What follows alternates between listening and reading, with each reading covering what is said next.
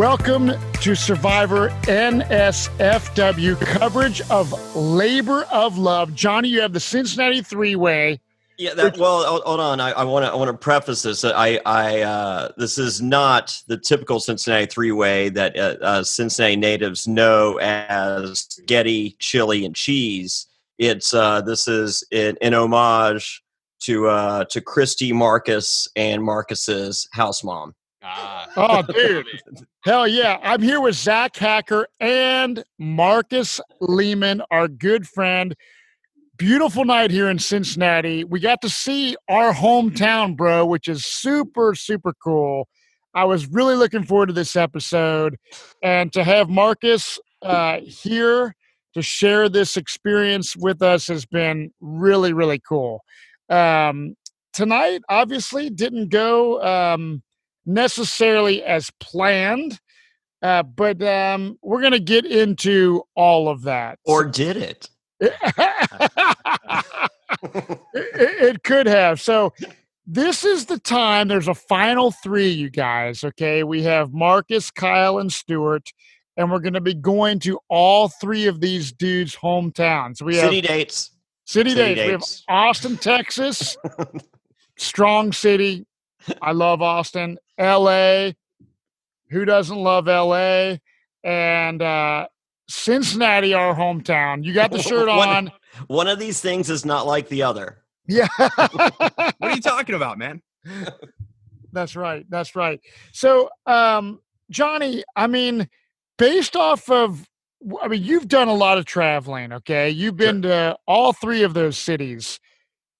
Give me your take on, if you're Kristy and you're going to these three cities, do you have a first, second, and third place?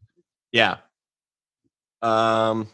It's tricky. Austin is one of the coolest cities in the world, so that trumps all. I lived in Los Angeles for, I was in Venice Beach. I was in Manhattan Beach, then Venice Beach, and then West Hollywood, and I loved it. But I got my fill. When I go to visit LA now, if I'm there more than 3 days, it's kind of, LA has become Las Vegas for me. So after 3 days, I'm like, I'm good, man. I've seen what I need to, sure, I'd like to run into more friends, but otherwise, I left Los Angeles. And the traffic was insane in 2008, and just multiply that times 1,000. It is nuts. I always thought, because I don't think I ever drove. I had a car, but I don't remember really driving anywhere in LA. I remember going we always just took taxis and stuff. And so when I went back for a Survivor NSFW live show, a year and a half ago, maybe a year, I actually, used Waze on my phone, and to go from West Hollywood to Santa Monica, it's 45 minutes. Easy, no problem. 45 minutes, maybe even an hour. And I'm looking at my phone and I'm like, are you fucking kidding me? It is 8 miles from West Hollywood to Santa Monica. And that's a minimum 45-minute drive in a car. Yeah. This is nuts. 8 miles. You have 1,000 friends, Johnny, because of Survivor in LA, and you get to see, and the response when you fly across the country to see them is, I know you came 2,000 miles, but I live in Santa Monica and you're West Hollywood. I'm sorry, man, I can't get over there. Right. Yeah. Yeah. And they're crazy. 8 fucking miles is the distance between us. So with that, as cool as LA is, and it is cool, that's off my list. So I bumped Cincinnati above LA personally, because, once again, I have friends in Cincinnati, and I don't love Cincinnati, but I do love it more than LA, and shockingly. So that's my pecking order. I have Austin, Cincinnati, LA of the 3 options. So you definitely think, though, as far as if you are, you're a dad, I'm a dad, raising a family. That's why I moved. Right, you moved back. I have zero desire to raise my kid in Los Angeles. My roommate in Los Angeles for a short term was the lead singer of REO Speedwagon's son, Kevin Cronin, his son Paris Cronin. Right. He was my roommate for 6 months, maybe a little more, and he grew up with Tobey Maguire and all those, and he was just like, never raise a kid here. He was like, I can, because I'm proof positive that this is the worst place you could ever raise a child. Yeah. And so, being a dad, once again, as much fun as I had back in the day, my 2005, we Zach and I talked about on the Survivor NSFW Patreon side of things. We watched the movie The Scorned with the producer, 2005.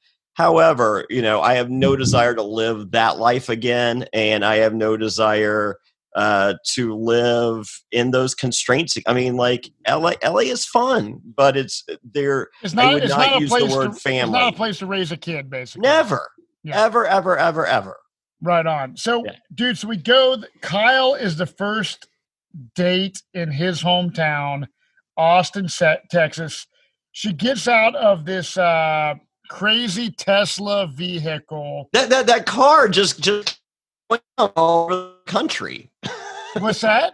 That You're car cutting out a minute. ended up in every city. Oh, it Yeah. did. It was Magic. like Back to the Future meets Tesla. Did Marcus? Did you guys have that car the entire filming, or just for city dates? So if you recall, which you probably don't, we all drive up in Teslas actually. Okay. And so it was like a fleet that they sort of had at everything that we did essentially. So I don't know that it was the same car, but like it was like, if you're going to be in a car, you're going to be a Tesla. I mean, similar to like the LA version of reality. It's like, yeah, here's the car you're going to drive with these people, take your kid to school in, etc. Oh wait, just kidding. It's a $150,000 car. Wait, yeah. So, real quick, I did catch the beginning of Kyle's Instagram live before we went live. Yeah. And Kyle was talking. They started they started their first date on 6th Street in Austin. And it was like 10 o'clock in the morning, early morning. And and Kyle's like, "Hey, welcome to Austin." And Kyle's sitting there going, I don't hang out here. This is like the college kid section. Like I'm not a college kid. Like, it's like, we're here, but this isn't my Austin. So that's how it begins. And equally as uncomfortable is Kristy. Tell me I'm wrong, but has Freddie Mercury worn that same shoulder pad blouse that Kristy was rocking at the beginning of the date? Well, we weren't really talking about the blouse. We were talking more about her like sweet belt buckle. But anyways, I mean, she's excited that Kyle was in the Air Force, and then they go up on a hill, Jonny Fairplay, and I mean, obviously the 6th Street thing, I'm assuming happened prior to this, but they go to a childbirth class, right? And yes, I've been to childbirth classes, right? Originally, I have not. She was going to go all natural, okay? Like no epidural. So we went to all these classes. I don't remember ever being in a class where like I'm rubbing Tessa's ass cheeks in a doggy style position to relax her for giving birth. But quite frankly, I kind of want to ask for my fucking money back, because if I had a chance to do that shit in childbirth class, I'd be pretty damn happy. Well, I'm twofold on that. Like I'm all for butt massages, but putting butt together kind of goes against the grain for me. Right. So, I mean, this date, I mean, they are trying, everyone that's a new parent, well, I shouldn't say everyone, but a lot of people go to childbirth classes. And what I want to say this about childbirth classes. I went to them, but when your wife is in labor, childbirth classes fly out the window. To me, it's a waste of damn money. Watch some YouTube videos. That's what I was told before Piper, like, with Piper's mom, Michelle from America's Next Top Model, he looked into going to childbirth classes, and everyone we spoke to. I live in Danville, Virginia, where there's a sense and sensibility about life. And, just like, you pay $4 for a Coca-Cola, you stupid. So, so with that mentality, they're just like, yeah, childbirth classes, no. Like, it all goes out the window don't bother. So I didn't with Piper, and then with Madeline's mom, I was just, she was like, hey, and I'm just like, I've been told don't do it. I was there. I think we're good. And there's, you just childbirthing is, I mean this, and I don't mean that. It's pretty easy, and it's not in any way, but it is easy in the fact that just have your hand there to be squeezed and have your face there to be screamed at. And that's it. That for the guy's part, that's what you need to do. How much do we have to pay you for that advice, Johnny? Will you squeeze my patron? Ass too? Become a patron. Cool. Go to patreon.com/SurvivorNSFW, and you can get life lessons like this. Life Hacks Made Easy by Jonny Fairplay on Q&A. But dude, so after this childbirth deal, Kyle gets to go to this outdoor party with ladder ball, cornhole, all his friends, and these chicks that are friends with Kyle, I don't know who they are, they pull Kristy aside. So I think that's a plus for Kyle. They're like, oh, Kyle's great, and they're giving their input, and then Kyle's over with his bros, kind of just talking about Kristy, like, yeah, man, I really dig this chick, whatever. I think out of these dates, if we're going to Marcus's date, which we're going to talk about, and Stewart's date, the fact that he has so many friends there is a major plus for Kyle. But where was his house mom? That's true. I agree. Now, bring it. So, once again, real quick, also catching Kyle's Instagram live right before we went on. Yeah. He said that they're. I guess they were eat you guys for a week, Marcus. Sorry, say again.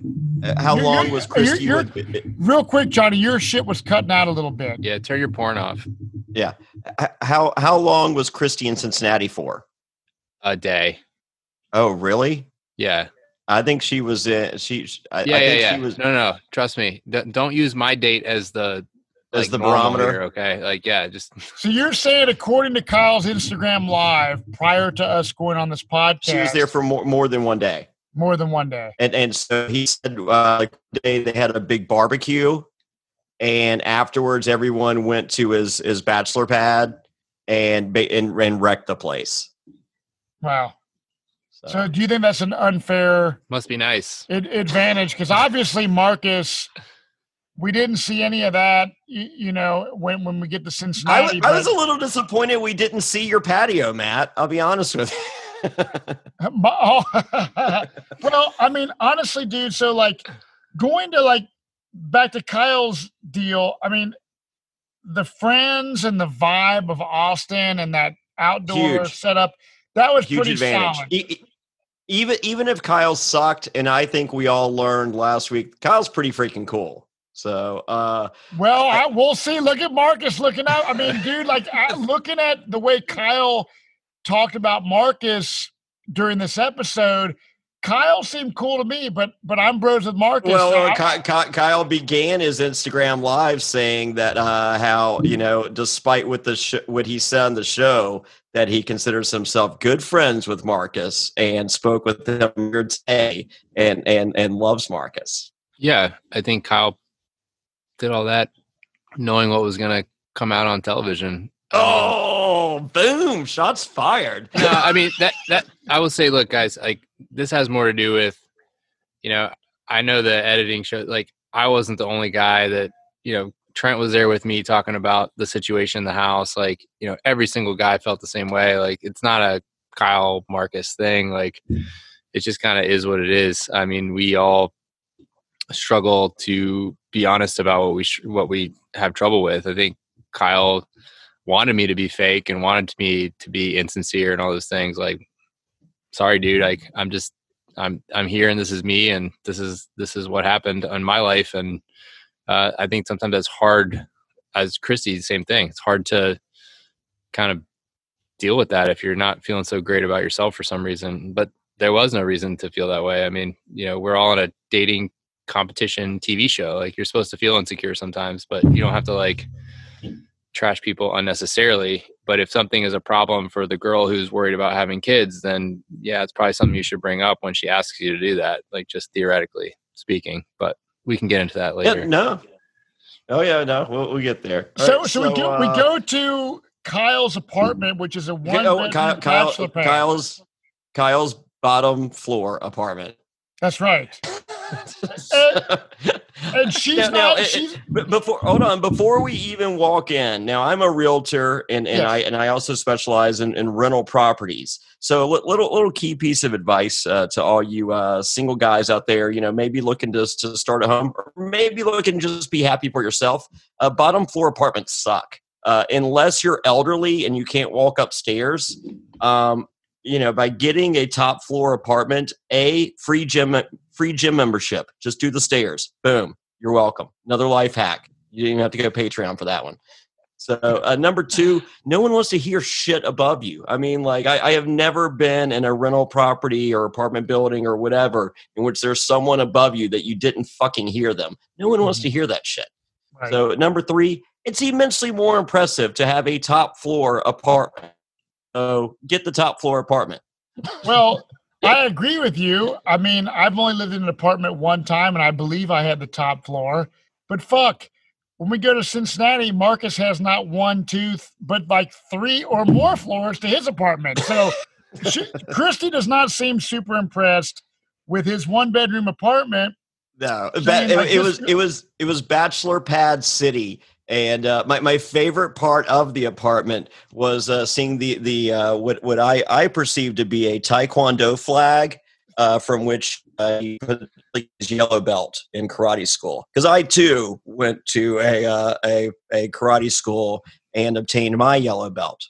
So I thought it was like just like a framed picture from Hobby Lobby that was on sale for $19.99 with a coupon. But whatever the case, she wasn't psyched on his 1-bedroom apartment, but we do, find them in his bed where she's kind of shocked that he can fit in it because he's like super tall, and they start kissing again.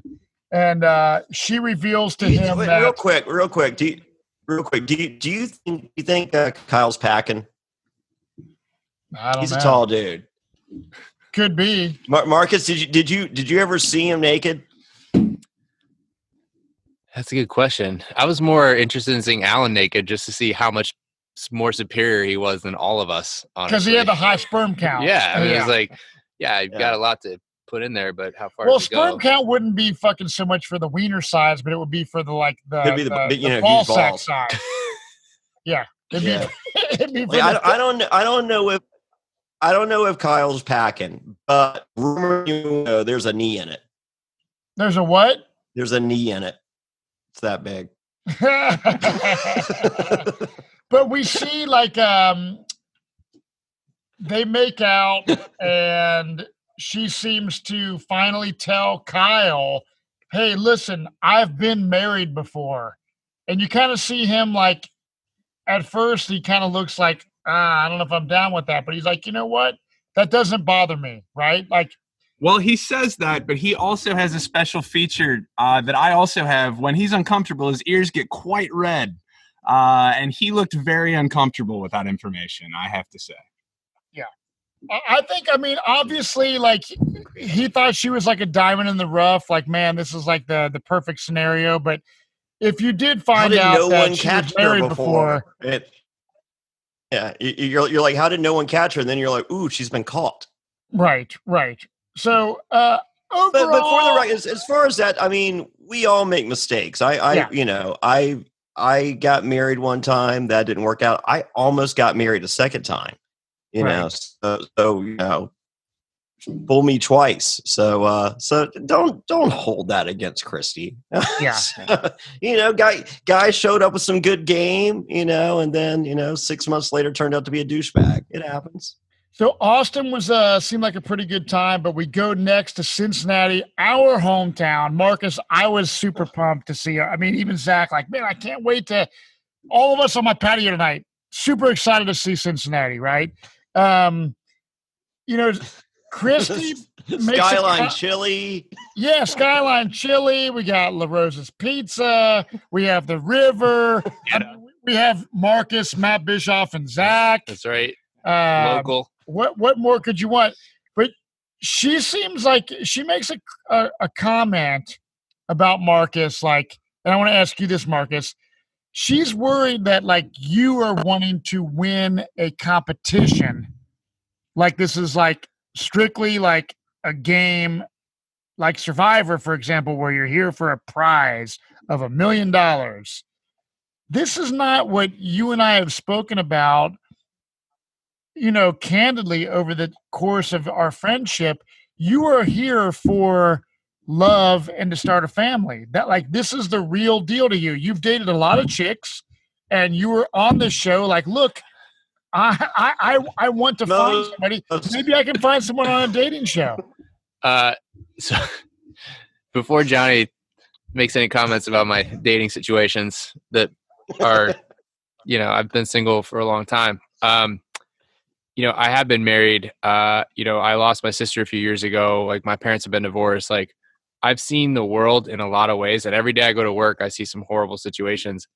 I've already been on TV. Like, the last thing I would want to do or ever imagine is winning my partner and the child of our, relationship on a dating show. Like, I know it sounds ridiculous, but the other part of me that is kind of romantic, and after, at that point in my life, 39 years of like going out and meeting people, saying, look, I've looked at bars, I've looked at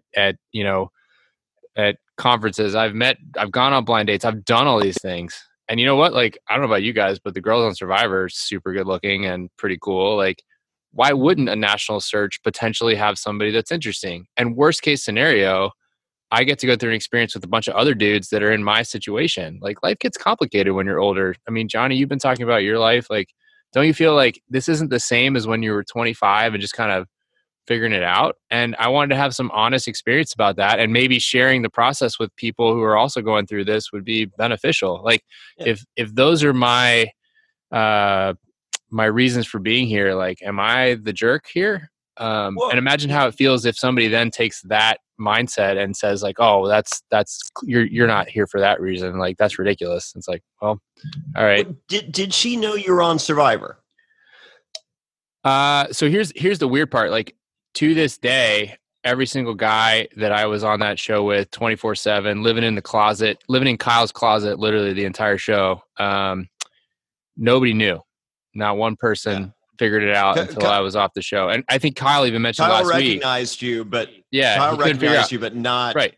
He couldn't piece it together. Yeah, and my logic on that was like, I could say it, and then all I'm going to do is create a question about my reason for being there in my heart and in my. I think that subtracts it. What's that? I think it's the exact opposite. I think. I wouldn't necessarily tell the other guys there, but I would tell her, it's just like, look, I've done Survivor. I've done that. I was on the #1 reality show in the world. Well, I'm not here for that. That's not. Dude, you're 100% right. Here's my thing is that Trent figured out that she was on The Bachelorette or Bachelor or whatever. Bachelor? Is that the one? Yeah. That other dating show? Yeah. But the one with hometowns, a completely separate. Yeah. Whatever. So different than City Dates. Bachelor. But when I heard that, I was like, oh, here's a person that's also here for the right reasons. So that actually kind of led me, and this was like a couple weeks in, right? So at that point, I was thinking, guys, this is perfect. Like, she knows the deal too. Mm-hmm. Like, I found somebody that gets it and is really here, like, searching for the right reasons. So that actually led me to be even more confident that she would understand where I was coming from, and that I didn't need to feel like it was something I needed to project, because I just stupidly assumed that would be how she was processing things too. Like, hey, I've done this. I know where production likes to fiddle with things. I know I'm sincerely here. I don't need to be on TV, and the social media thing is irrelevant at this point. Like, I'm here to try this new experience and to be really present. And for me, as the guy that has to have a house mom to get all my stuff done, even though I can do it all myself, I could go into a house and literally no phone, no distraction, nothing for a few weeks and actually think about a relationship. That seemed to me like the greatest opportunity on the planet when you're living like my current life of, I got to work all night tomorrow night. Yeah, absolutely. So yeah, but you chose not to tell her about. As I said, I think the Survivor thing works for you. As I said, just telling her, not the others. Yeah, no, if we had the fact that Matt pointed out, she's telling Kyle for the first time. There's only 3 of us left that she was divorced. Kind of tells you how much time we sort of had with each other. Yeah, yeah. You're sort of picking and choosing what you can do in the time you're given, right? I mean, it's like I wasn't going to lead with that either. Yeah, no, and I think you were also a victim of timing. Like, she explains later that the best date she's ever had in her entire life was you guys' first date. But like, there's so much time from that first date. Like, that first date was so good with you and her that she's like, I don't need another date in the interim because I already know this guy's perfect.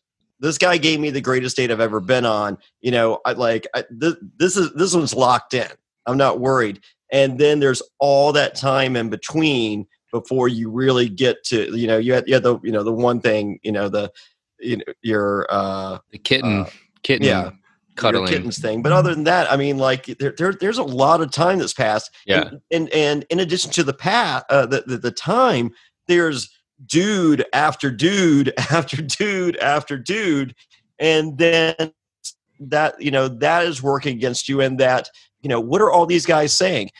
Like, if she happens to mention to 1 or 2 of them, this was fun, and they're like, have any other dates been fun? And she's like, oh, the Marcus date was the greatest date I've ever been on in my life. And there's like, oh, well, let me attack that in any way that I can. Mm-hmm. Yeah, no, that's a good point. I was actually thinking about, Zach, you're a huge fan of Survivor. You guys have done it. It kind of reminds me of when you're on the show and there's that person, you're like, I'm going to vote them off later, right? Like, easy vote. And that time passes by, and it's you just don't realize that, like, if you and look, I don't want to pretend I wasn't like sending notes and doing cool stuff. Like, I did, it just wasn't on TV. But like, sure.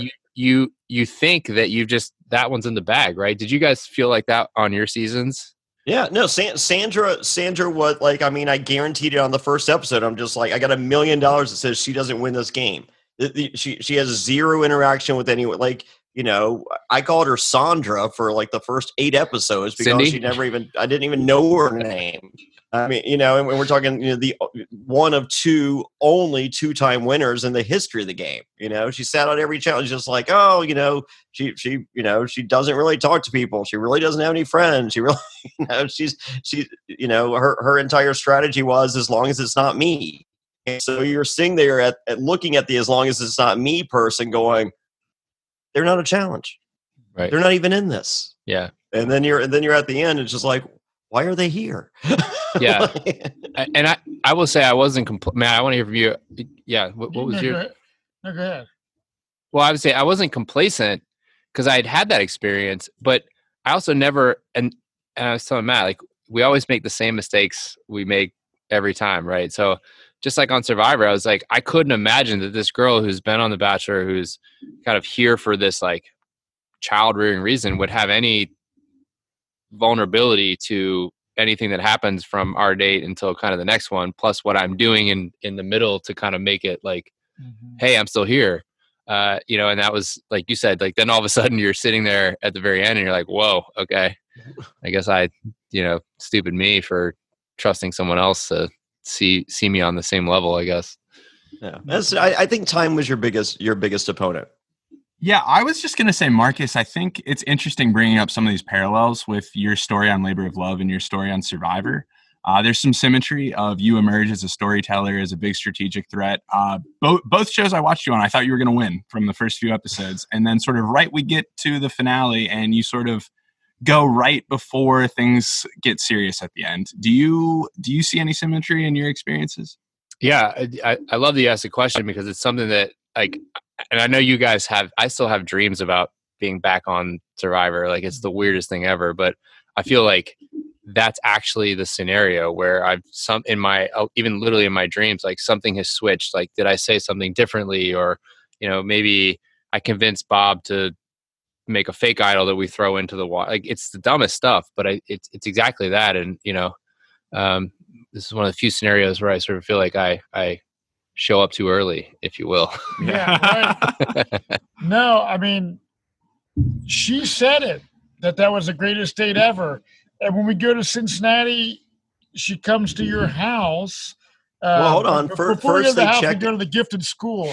Obviously, they got you are a educated man. You're a doctor. You have your NBA, National Basketball Association award. You are a great role model for students across the world. You had the highest IQ on the show, so you go to this gifted program school. Where real quick, Matt, this is a question for Marcus. Where was Professor Xavier during the filming of this? Professor who? Yeah, it Xavier. wasn't. Unfortunately, it wasn't a handicap accessible school, so his wheelchair got stuck in the Tesla. And no, I'm kidding. Dude, I'm not gonna lie. Like, I value education, but I also went to public school, and that's all I really need to say about that. Like, my feel is if your parents care and are motivated, it really doesn't matter where you went to school to be amazing people. You know, there's a reason that I spend time getting an education because it matters to what I need to do to help the world. But like the amazing people that I'm friends with, like, I don't care, you know, ultimately.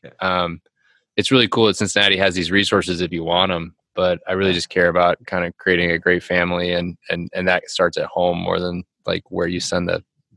What struck me with you are, what I'm saying is, it's part of, you know, Marcus's narrative as far as he's a smart guy, that they go to this gifted school and take this tour. Was Kristy impressed by this, Marcus? Like, did she say anything No, I'm just saying, did she, when she went to the school, was education and you being a potential father and this gifted program something that she was she going to give two thoughts about that? Well, it was interesting because, like, if you guys remember a couple episodes back, we did that, like, the whiteboard thing where we kind of wrote our answers. And the feel I got was that, like, this really matters. The same thing, like, what you do at home and, like, whether you're there for your kids' homework and, like, how you know, do you have a support system and help at that in the house to kind of build the scenario for the kid? That seemed to be, like, a big priority. And so for me, I nailed it. What's that? You're like, I nailed it. I got the gifted school. I got the house mom. This is everything this chick's looking for. Yeah, it seemed like the education. Run, Marcus. Yeah, it was like my opinion was like, hey, if our kid was like, you know, in a position where like this made sense for him, like awesome. And the cool fact is that Cincinnati has this kind of stuff, like, and you don't have to drive 8 miles in Santa Monica to get to it. Like, this is pretty amazing, right? Like, I was actually pumped. I didn't know this thing was here. Like, I thought the experience was a great opportunity to kind of talk about reinforcing those elements of like how important it is to have parents. And I would say I love my mom. She's the star of the show. I grew up in a very intense house, right? So it was like you get a 98 on a test and it's like, well, what happened to the other 2%? And you know, so I didn't necessarily want to surround. I wonder about surrounding my kids with that intensity, and I want to find the right way to do that. And I thought that was a great opportunity for Kristy and I to kind of be on the same page. And I got the vibe that, yeah, this place would be awesome, but it's also not necessary to, you know, creating an awesome family and awesome kids, which is kind of the point of the show. Right. Did you ever graduate high school, Johnny? Yes. Yeah. Real quick, Marcus. Was it a gifted high school? No. I was number 23 in my class of like 600. Dude, yeah. There's no way you did what you did on Survivor and aren't as smart as hell. So like Yule is my number one Survivor hero. I'm gonna play this out right now. I love that guy just because he was smart. I'm not the socially smartest person ever, or else I'd be in Stewart's position right now. But like he's smart and he's socially smart. And like Johnny, you like as you are just like a generational break, and you're not an idiot. Like there's no way. The only reason you weren't top 5 is because probably like one of your teachers didn't like you or something. No, senior year, I discovered beer and golf. There it is. There has to be a reason. I was like, I watched your season. I'm like, this guy is a genius. Like he understands how this works. Like I don't even think had the Matrix come out yet. You like were the Survivor Matrix Neo, basically, to me. So like this is my fanboy Jonny Fairplay stroke speech. Johnny Fairplay. Sorry. That's all we need. You wanted a Cincinnati three-way, right? I'll be back. Let's end this COVID. I know where I'm going. So my big takeaway from the Gifted Children's School was Marcus was reading a book titled "Everyone's Different," which didn't seem to be the case for the student demo at that school. Just throwing that out there. As a Cincinnati teacher, that is unfortunately the situation with many of our schools. The problem is real. Go out there and do something about it. Everyone listening, thank you. Okay. Well said, Zach. So after the school, we go to see Marcus's house, which we have all been to. Well, I don't know. I mean, Johnny, have you been to Marcus's? I haven't. No. Okay, I wouldn't sign the waiver on being having my bags and pockets checked on the exit. So yeah. So I've been I to understand, Marcus's place. It's a very awesome place. She's excited to see how Marcus lives, especially after just coming back from Kyle's 1-bedroom apartment, bachelor pad. the bachelor pad, and she gets to Marcus's house, and Marcus is showing her, like, Marcus got a 3-bedroom house. It's multi-floors, right? So Marcus's mom lives out of town. Marcus is close with his mom. I'm close with my mom. I think, Johnny, you're close with your mom. And yeah, my mom was at my house washing my clothes today. yeah, your So mom. preach. If Marcus, if your mom lived closer, you wouldn't have to have a house mom.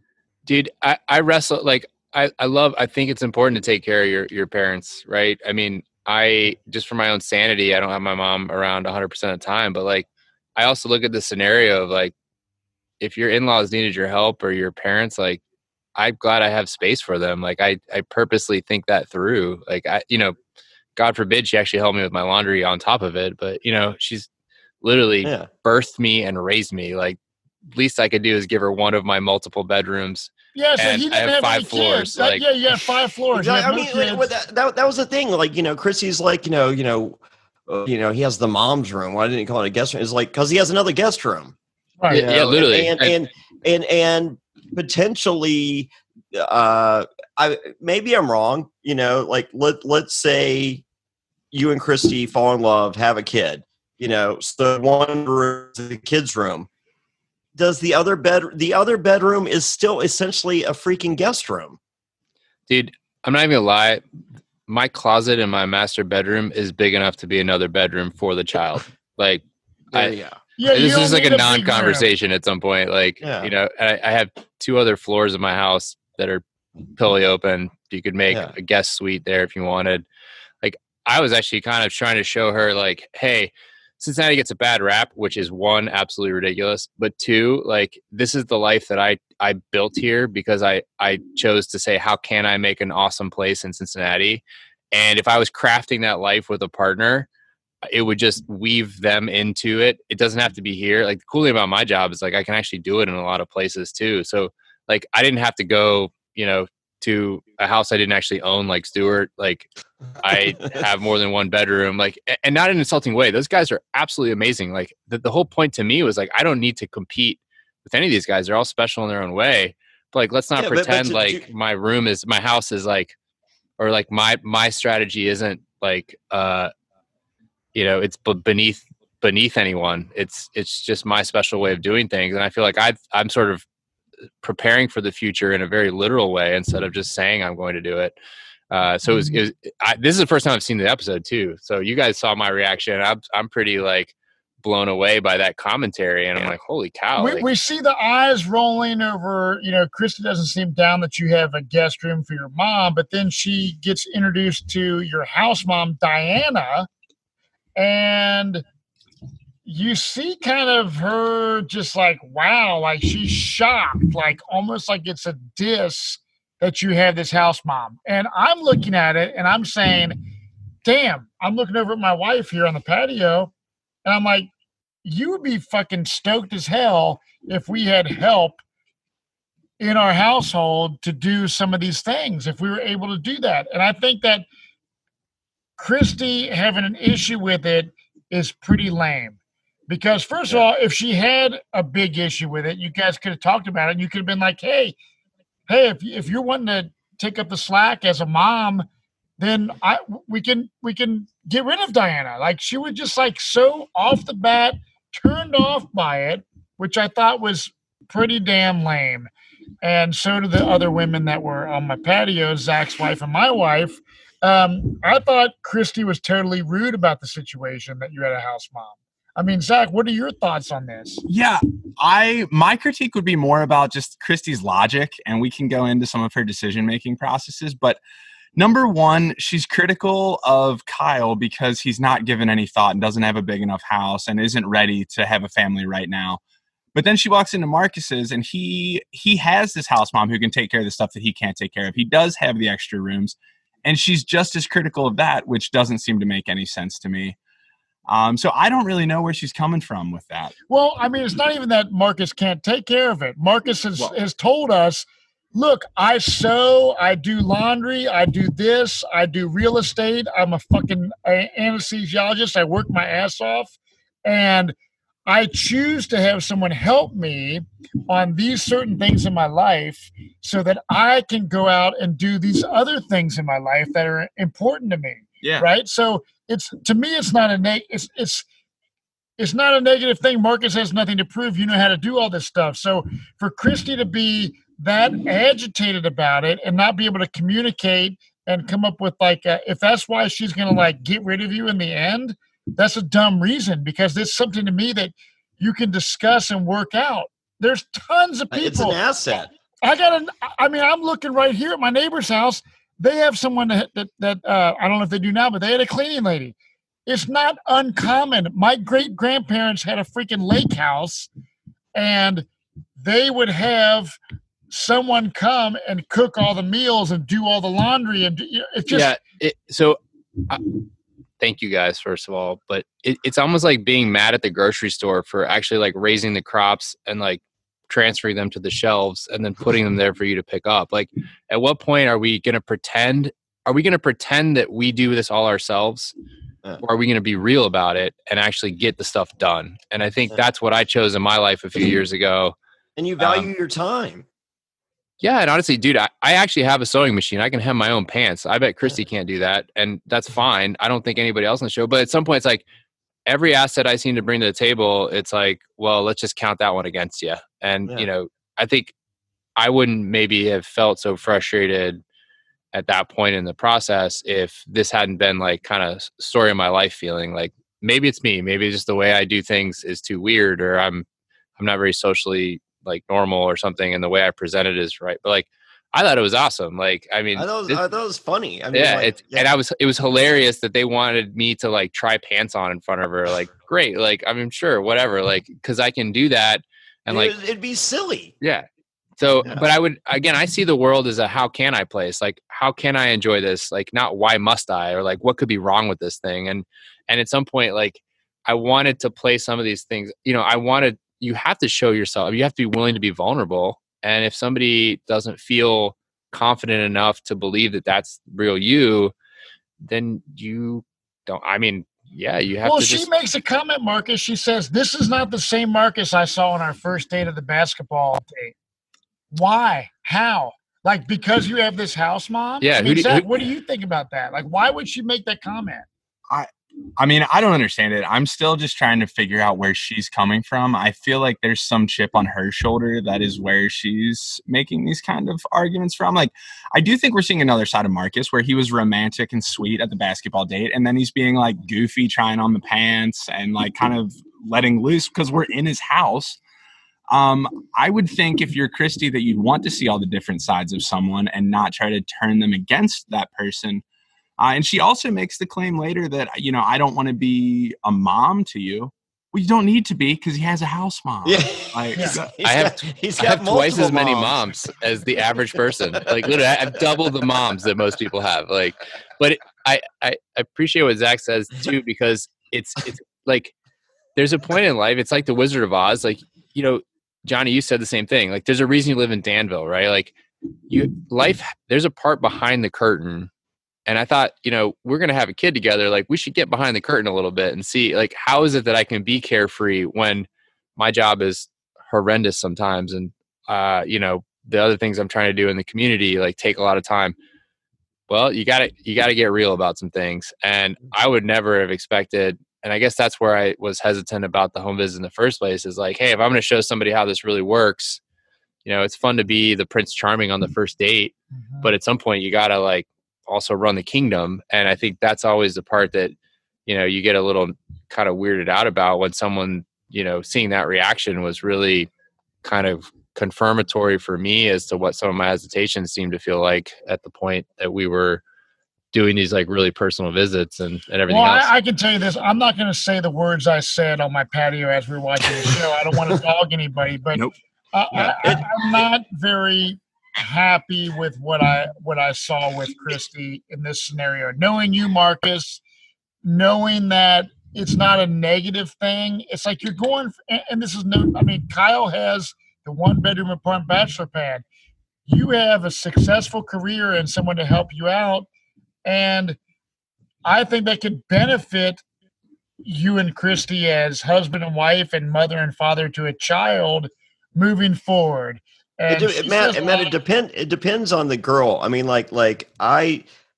Madeline's mom. All right, so my mom comes over once or twice a week. Typically once a week. She'll bring over her clothes. She'll wash her clothes. She'll do my clothes, and then she goes and cleans up. If I need her to come a second day to clean, like say she comes on Tuesday, I have friends coming from out of town on a Friday. She'll come by again on a Friday. I mean, and it's helpful and it's appreciated. Madeline's mom hated that. She comes over, she was like, I don't want anyone over. And I'm just like, great. I'm like, would you like to clean up more? And she goes, why can't you? And I'm like, because I fucking bust my ass every fucking, like, I'm older, I'm a dad, I do a podcast every day. I have this opportunity to have this taken care of. Why do I want to spend that time doing this? If I don't have to, it's foolish for me to. And right. It's not like my mom's like, oh, I'm not going to clean up your shit too. She cleaned up her shit too. Yeah. And it infuriated her. And and I was infuriated that it infuriated her. Yeah. But I mean, so it's like, I look at it like, dude, if Kyle lives in a 1-bedroom apartment, Stuart lives in his office, like that's great. Like that, you've all set up different ways of doing things. But if you're asking yourself who's kind of thinking about the future and like trying to practice for that opportunity, like, yeah, I look at the opposite. Like, well, at least you have the option to do it. Like we want to do the laundry together. Like you feel like this is how we show our kids that we love each other. Or, I grew up doing chores, which is my parents having a house son to clean the garage and stuff. Like we are all doing it. So can we at least like, did they call you Dobby? Yeah. not after I got my sock, and then I finally got to be Marcus. And then what did I do with that sock? Just kidding. But it's like everybody when Kyle does got it. His sock, it was this big, right? But at some point, like how do you have there's a reason. If I just lived in a 1-bedroom house, that's the other thing. Is like you don't need to do all this stuff. But if you're ever going to have a family and live in a 3-4 bedroom place, like you got to have a strategy, guys. Like. And if you're to me as like, let me show this girl that I'm actually thinking about these things.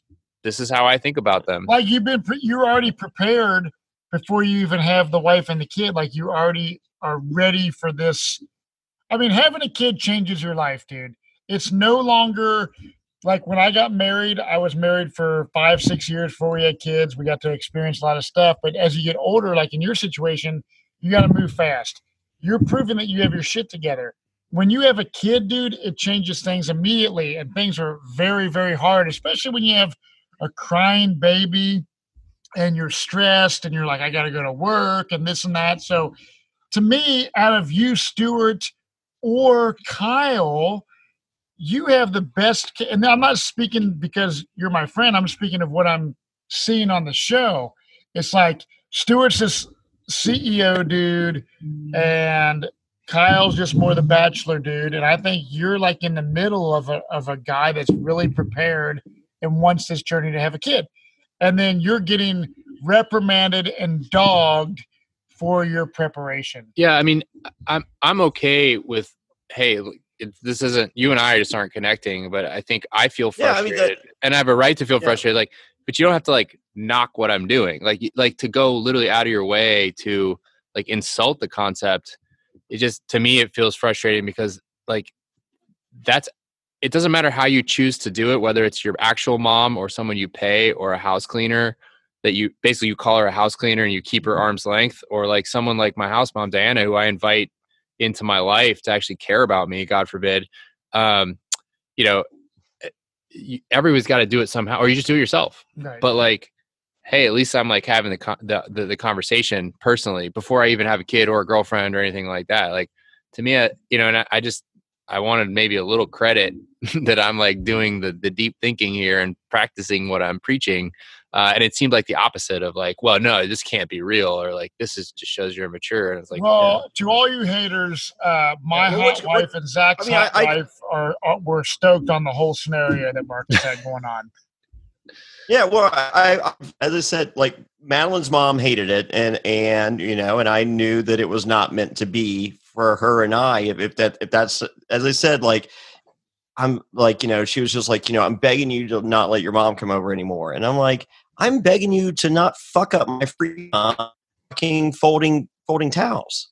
Like, I mean, so if that's the case, she's not the one for you. I can tell you that in the discussions I had with friends and female friends about that scenario, they all said, house fucking rocks, Jonny Fairplay. You're a fucking grown man with a fucking badass house. And the fact that, you don't have to fold your own fucking towels, I'm down. Like, that seems like a pretty awesome fucking scenario. Sign me up. The moral of the story is like Jonny Fairplay has more energy to do all the podcasts we do because fucking your mom folds the towels, and I gotta fold my own fucking towels. Yeah, well, as cool as my mom is, and I'm very appreciative, and the prince is right. Tessa just chimed in and said, "Give me a break. I don't fold my own my towels."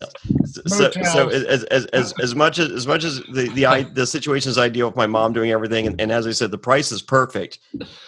I'm watching this Marcus scenario, and I'm just like, a 19-year-old house mom seems pretty ideal. Yeah. Well, Johnny, I'm just going to move us right along here. And at the end of Marcus's date, which I will say, and I'm going to ask about, it felt a little truncated. Not only was I a little frustrated for my friend Marcus, I was frustrated for my city. I was hoping for a Reds game or a walk along the river, something like that. Was there more to that day we didn't get to see, Marcus? That's a great question, Zach. Yeah, there was definitely more to the date. There was some things that I thought were going to happen, like actually meeting my friends, that didn't. You can say what you will. It's television. I love that. I'm totally was prepared. I knew that might happen. But if we're comparing apples to apples, I think that would be a different television show. Yeah. But so there was more that what there was more that wasn't shown, or she killed the day mom. Cut up a little bit there, but yeah. So our date was actually like fairly short. We did a little more stuff in my house. I built a secret room that has a really cool wine cellar bourbon thing that I wanted to show. That was just a part of me taking a normal house and making it really even cooler. But I guess along with the house moms, that's just like some more uninteresting stuff. But and then again, we didn't get to really go out into the city. We had a list of some things that would have been really awesome to do. Again, didn't really happen on my count. Not wanting. Did she kill that? Do you think she killed that? I have no idea, honestly. Behind the scenes, it was a really kind of confusing day, half day, really. Well, if people listening to this, Cincinnati has way more to offer. If you're into sports, there's sporting shit. There's tons of awesome craft brews. There's great restaurants. There's nightlife. There's music venues. So Cincinnati is great. Marcus got the shaft on this date, in my opinion. And we go to Los Angeles, California, to Stewart's place, where she shows, Stewart's like, hey, check out my apartment. But the kicker to this is he's like, hey, I want to go show you the Los Angeles that could be if we have a kid. Hold on. Before we leave Stewart's apartment, a couple notes here. Stewart, you're a CEO. You got plenty of money, apparently. Yeah. Wear a belt, my man. Always wear a belt. I'm glad you caught that. Right? I have. Unless your pants are really well tailored, like mine, that you don't actually need a belt. That's right. That's what house moms are for. That's true. I mean, obviously. So once again, really nice 1-bedroom office, but this killed me. Why wouldn't you cover up your fucking fuse box with a painting? I didn't catch that. You have an eyesore. You're going up the black metal stairs that were really cool. You have the main floor of the black stairs. Top of the stairs is the fucking mechanical industrial gray fuse box door. And I'm just like, you put a fucking painting over it. Like, do you blow fuses that often that it's just like, the practicality of moving the painting down and opening the door and changing fuse is irrational. Right. Hey, industrial chic is a thing, and that is not it. Cover it up. Not. I like it. I mean, cover it up. But so we see his apartment that looks pretty cool. But they go to like an open house to this badass LA house. Well, hold on. Realtor Kristen Davis. I would like to see. I have my realtor card right here. I would like to see Kristen Davis's realtor card. Right. But we go to this house, dude, and it's kind of like, this is what we could raise a family in. And I'm kind of looking at it like, what woman wouldn't be like impressed looking at this brand new potential house, right? I wouldn't. I'd be like, this ain't yours. I know. It's just like, I bet this would be great. We could have gone to Indian Hill, and there's some pretty badass mansions there. But she's buying into this whole thing, like, wow, CEO and this. So they're like hanging out in this house, and she's like, "Ooh, Matt, wow. I am the CEO of Survivor NSFW." So. That's right. And then he brings his friends along who are both parents, right?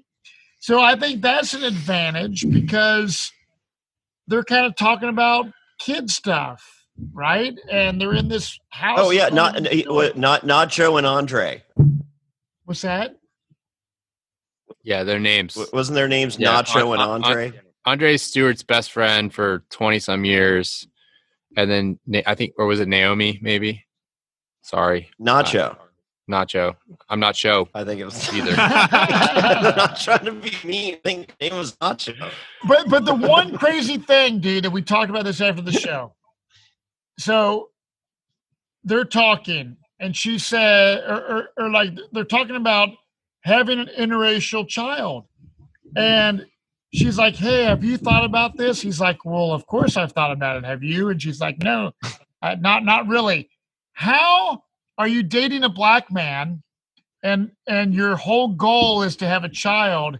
How have you not thought about having an interracial child and how that could, be a potential issue for people in Kristy's life, a potential issue for Stewart's life? To me, it's a non-issue scenario. However, they kind of talk about it, and she acts like she hasn't even thought about it. How in the world has Kristy, Jonny Fairplay, not thought about it? She hasn't thought because she hasn't had romantic feelings for Stewart. I think she likes the idea of Stewart being a CEO, but they have their first kiss, and it's a simple kiss. It's not passionate. And then, the end, with, hey, I'd like to spend the night. And she's like, yeah, that's not going to happen. And not even a good night kiss to follow. Props to Stewart for trying and inviting himself in. I haven't seen a lot of that from some of the other guys. So good job, Stewart. How could you be this far into a dating show where you're going to meet a husband and you haven't seen the BBC in action? I don't get it. I'm serious. Well, I mean, I don't know if she's a big fan of British television. I don't either.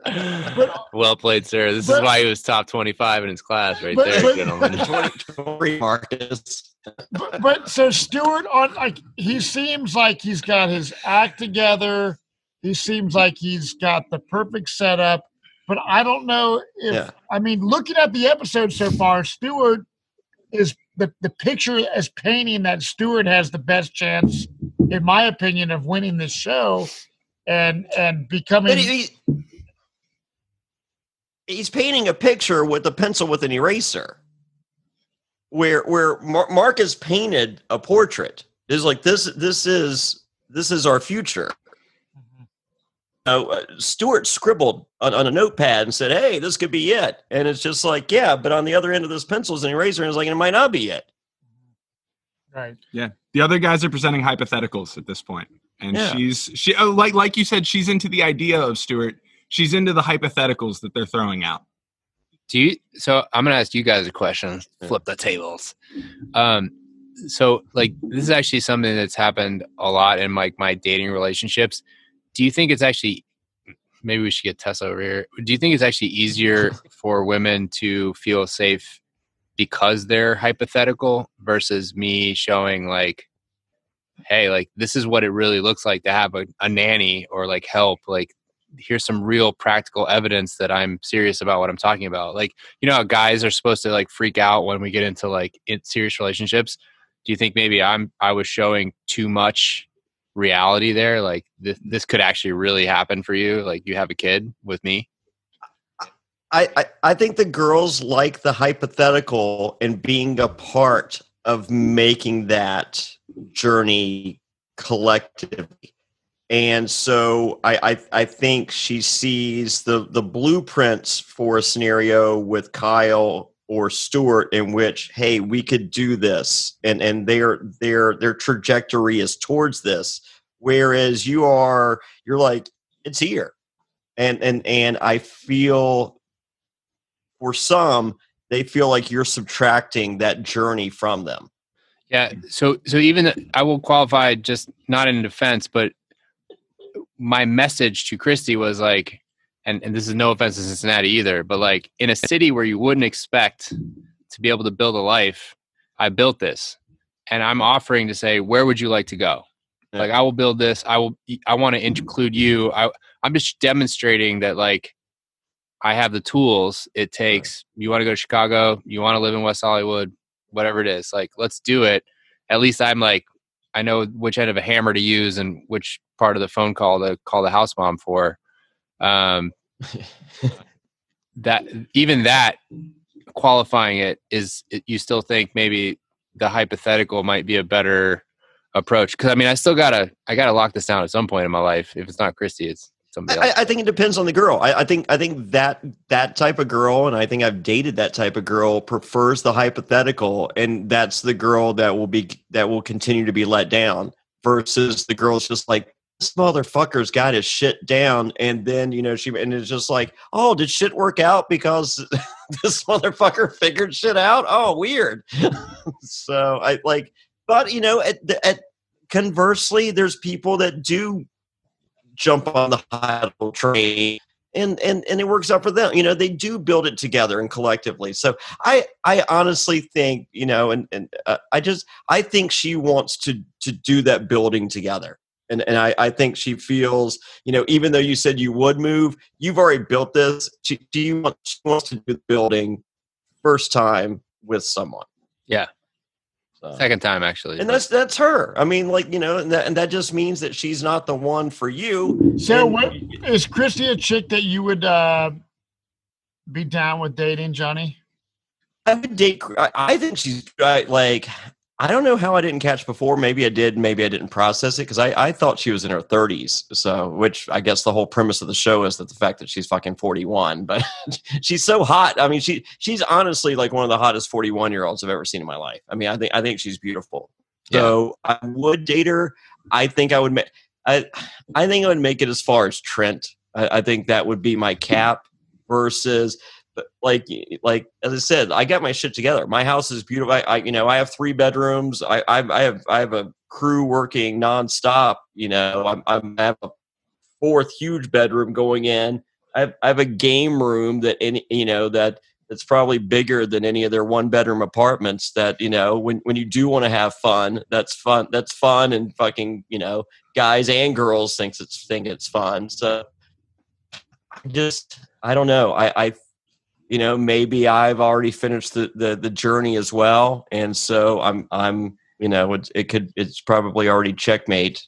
Too late for me and Kristy. Maybe not. So, but I think comparison.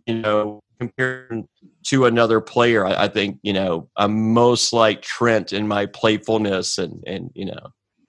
Right on. After these 3 days, do we go back to Chicago, which is Kristy's hometown, and we see the guys dressed to the nines in their nice suits, and it's elimination time.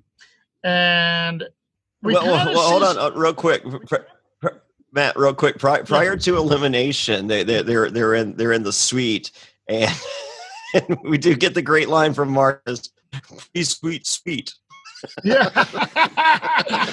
Dude, I've even got the dad jokes. I'm so ready for this. He is. So the editing back and forth, it's the final 3. So it's like they show a clip of Marcus and Kristy, and then they show Kyle, and they show Stuart, and they're going back and like showing these little clips of like, it's making you like, wow, what's she going to do, man? Like, is she going to very strange edit. It's Yeah. very, very different edit than anything we've seen in the show. Yes. And I liked it. I thought it built the drama. But prior to the exchanges, real quickly, we have a confessional from Kyle in which he calls Marcus a weasel, and but only to be followed by a group toast and cheers, and Marcus denies the glass clink. Like Kyle goes for the glass clink, and Marcus no-sells and moves it away. Well, the crazy thing is this, man. It's like the last podcast we did, Kyle was on the podcast. Kyle's a Survivor fan. Seemed totally cool on the podcast. I'd never met Kyle, right? I'm friends with Marcus. Seeing Kyle kind of talking shit on Marcus made me a little pissed off a little bit, right? I'm like, why the fuck is he talking shit on Marcus? It's a competitive show. You're down to the final 3.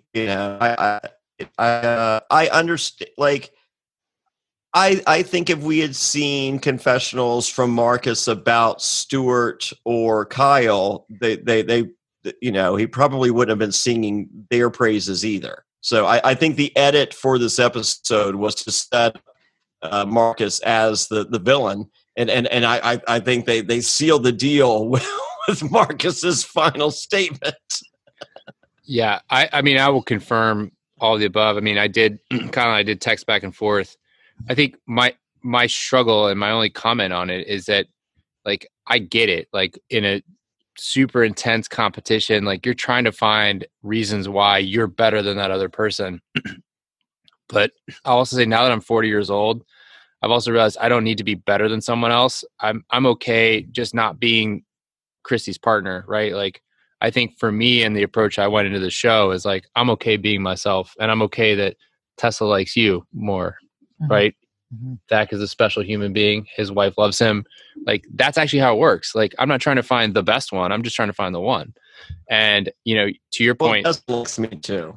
Well, okay. I mean, you're like the all-time quarterback here. Okay, I get it. But but the funny part is, like, I think you can have this conversation, and to be fair, like, it's more about like acknowledging. And I think you're right. You could go and take whatever you want out of the show, and editing and stuff. But the idea was like, hey, I live a life where I want everybody to own just like I do. I'm happy to own if I am too dependent on something else. Like, I want to have those honest conversations, because I think that's the only way you get ahead in your life and you make real friendships and real bonds. So, it definitely hurt to hear that, that was Kyle's like way of processing every single guy on the show, telling Kristy that they were concerned about Kyle, not just me. Like, and I get that I was the only person still left, but I wanted to see that a real adult conversation that we were always having all the time. And, that's maybe a little wishful thinking, but that is, what I think I wanted to grow from in this process if I wasn't going to end up with her. And I wanted her, again, always thinking about this person who's going to bear the child, right? I'm just the dad. And so wanting to make sure that she has the experience she not only gave up those 8 weeks for, but gave up a year and a half before and has been waiting after to have. And like, that was, worst case scenario. I don't want to be a jerk and have her end up with somebody that I have concerns with. And I'm totally okay saying that. And I'm totally okay taking the fall for being upfront about it. That's just kind of where it is. And that's not Kyle being a bad person. That's not Stuart being a bad person. That's not me being a bad person.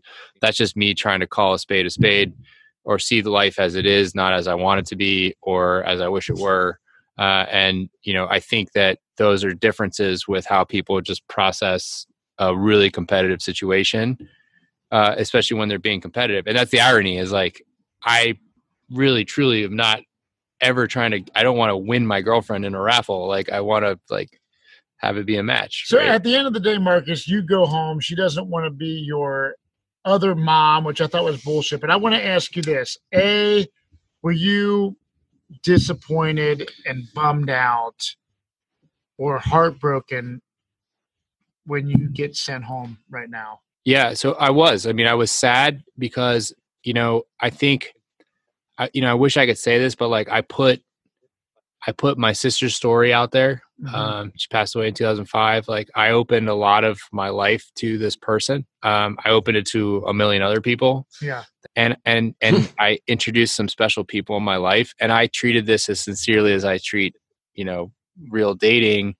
And unfortunately, like, in the same way that maybe I represented something that made her feel insecure, she represented a pattern I've found a lot of times of people who just like don't believe that I'm really here to make a real life. And why do you think that is, Marcus? Like, what is the deal? I don't know. I had one of my best friends, Katie from my MBA program, said, like, for some reason I'm a very polarizing person, and either somebody like thinks I'm awesome, or they can't stand the fact that I exist. And I don't know what it is. We've been friends for a long time. Yes. And the funny thing is like, I know Zach's wife and probably my wife too, had they not been married to the bearded brothers of Zach and myself. Even if they are, I'm still worried. Yeah, like, They see a guy like Marcus, and I'm sure Jonny Fairplay, you can speak. You have every quality, dude, that a friend or a partner in life would long for, And to me, at the end of the day, this situation was not meant to be. I'm hoping that you learned a lot from this show. This whole time talking to the dude in the bear suit and dealing with all these characters, we've had an absolute blast. And to see our friend Marcus play this show has been amazing. And I'm hoping you nothing but the best, Marcus. Thanks, man. I'm wishing that, my wife, hey, Tessa, is your sister still single, or Zach, is your wife got a sister? Or? No, not Twins, that's of age. No. So if you're watching this podcast, shit, Marcus is a great dude, and Marcus has great things to come. And I'm sorry you went home tonight, Marcus, I'm in Danville. Let's. Dude, you don't even have to sleep in my mom's room. You can sleep in the other guest, Johnny. There you go. Marcus, I've got one fun question to end on. While Labor of Love didn't expose you to the world quite as much as Survivor chose to, they did, however, show this clip of you tearing some pants off and rocking a pretty sweet Speedo that I don't think we ever got to see in the episodes, and I've seen you post it on Instagram as well. What are those pants called? And did you roll into a dating show with stripper pants? So yeah.